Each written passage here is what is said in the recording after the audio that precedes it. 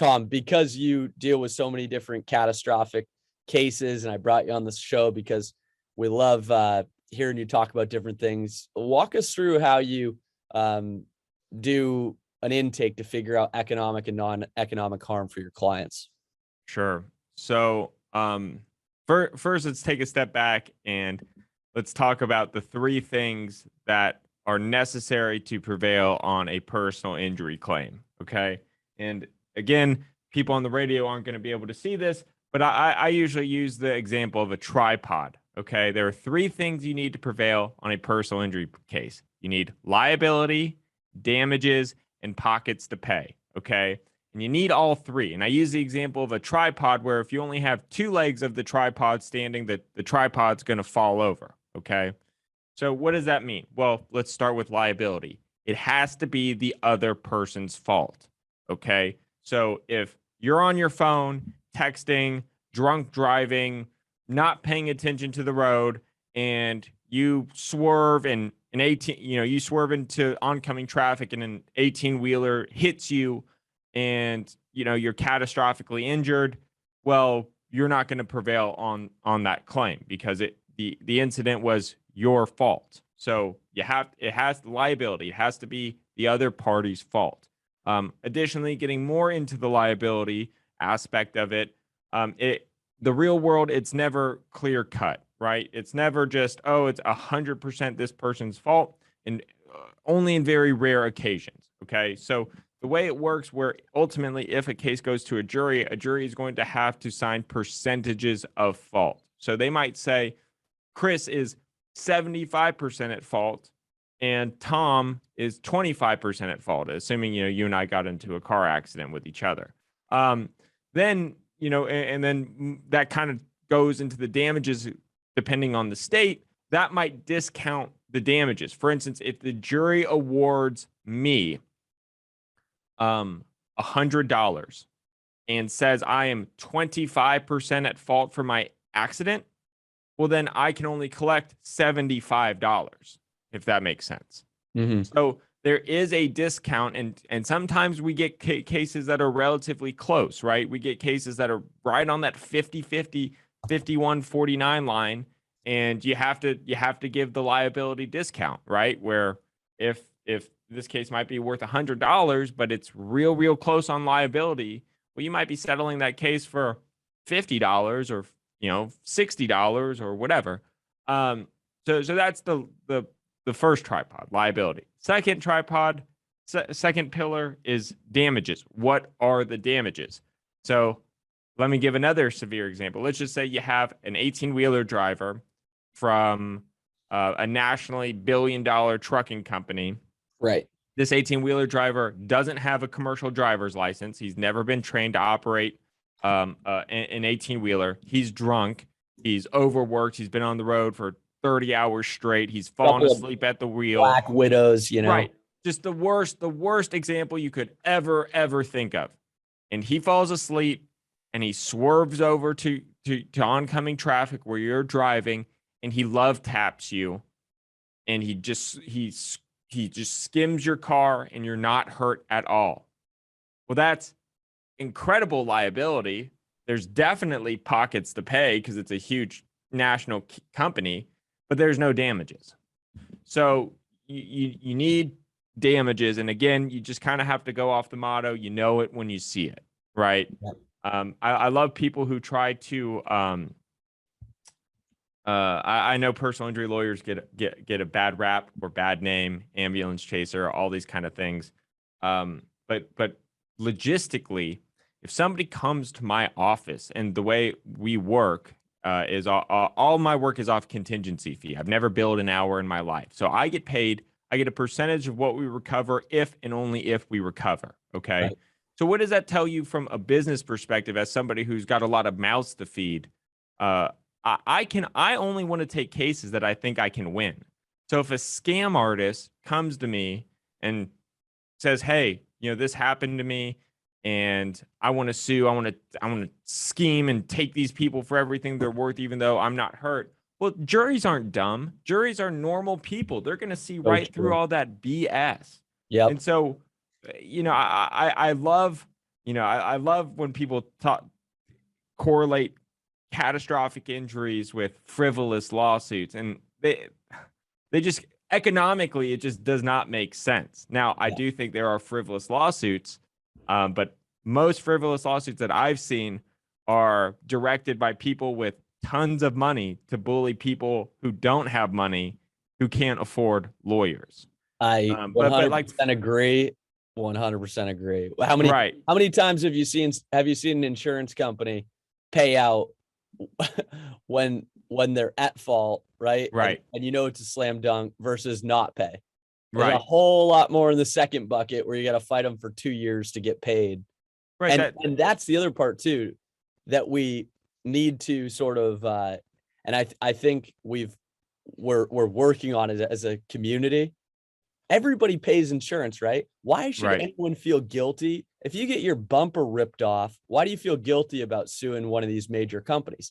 I think it's because all of their face people, right? You got a little gecko, you got a That's right. sweet They spend lady.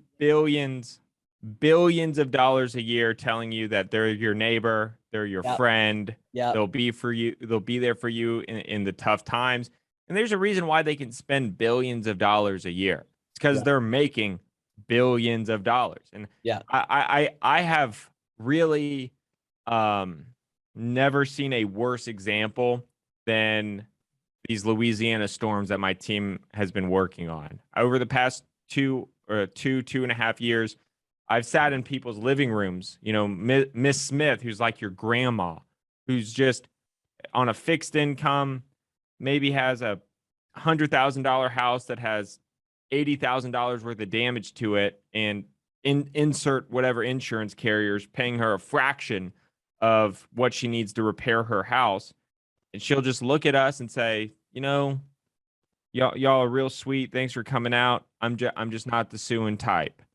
And she's just gonna live with her broken home forever. Yep. And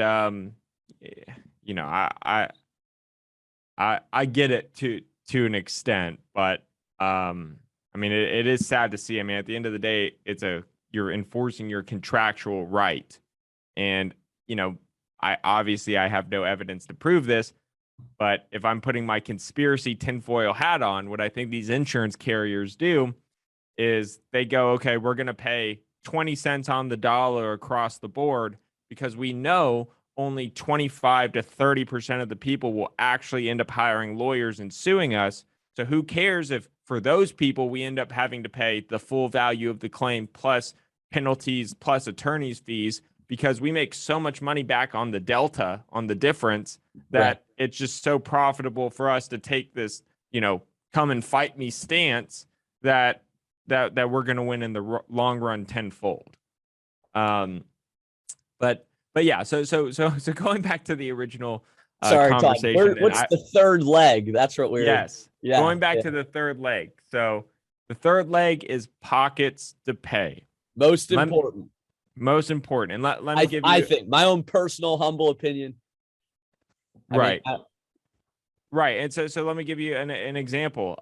Let's just say, God forbid, I'm driving and a drunk driver who is in a stolen car, who doesn't have a job, doesn't have any assets, comes and runs a red light and kills me. Well, you can't squeeze blood from an orange, right? Or a turnip, or whatever the phrase is. Yeah, my friend Dan Perone says you can't squeeze water out of a rock. Right.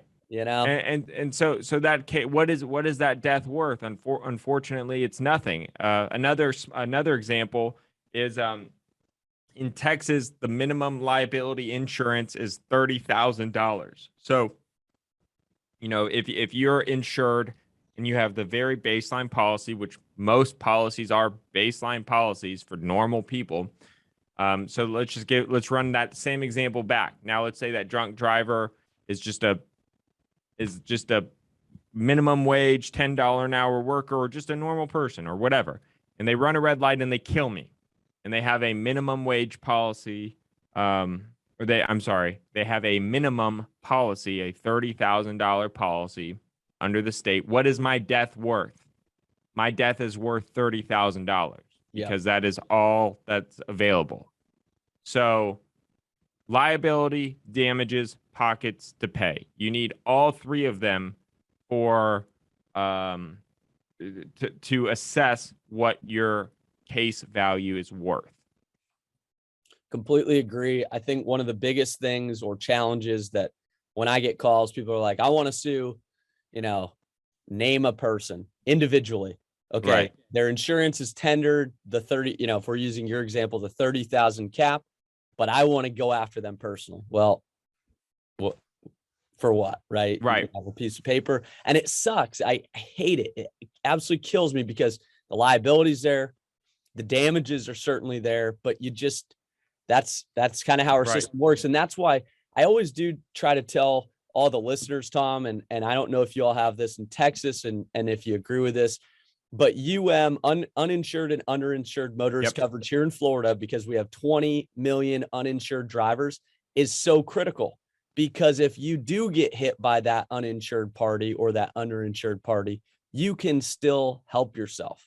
Absolutely. Yes, I could not agree more. And we have seen that time and time again, people calling our office saying, hey, I got hit by somebody who doesn't have insurance.